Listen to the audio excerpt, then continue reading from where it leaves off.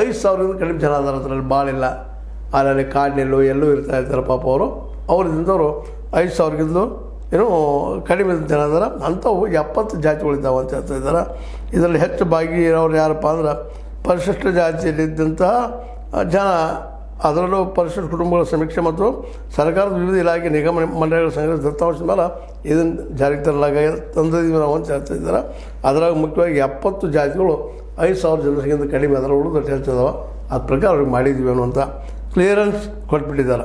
ಇನ್ನೇನದ ಸಿದ್ದರಾಮಯ್ಯರಾಯ್ತು, ಅದ್ರ ಬಗ್ಗೆ ಈಗ ಹೋರಾಟ ಮಾಡುತ್ತಿರುವಂಥ ಇನ್ನುಳಿದವರಾಯ್ತು, ಇದನ್ನು ಡಿಸಿಷನ್ ತೊಗೊಳ್ಬೇಕಾಗಿದ್ದು ಅವ್ರ ಕೆಲಸ.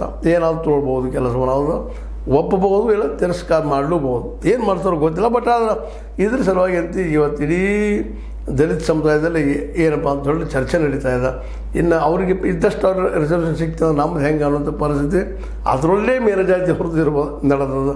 ಅದಕ್ಕಾಗಿ ಅವರು ಬೇಡಪ್ಪ ನಮಗಂತ ಹೇಳ್ತಾ ಇದ್ದರು, ಒತ್ತಾಯ ಮಾಡ್ತಾಯಿದ್ರು.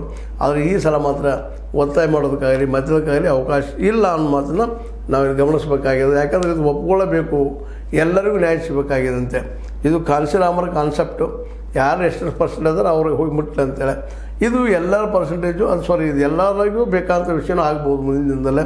ಯಾಕಂತಂದ್ರೆ ಈ ಎಡಗೈ ಬಲಗೈ ಅಷ್ಟೇ ಅಲ್ಲ, ಇನ್ನುಳಿದ ಜಾತಿಗಳಲ್ಲೂ ಸಹಿತ ಅಲ್ಲೂ ಸಹಿತ ಒಂದು ರೀತಿಯಿಂದ ಏನಪ್ಪ ಅಂದ್ರೆ ಈ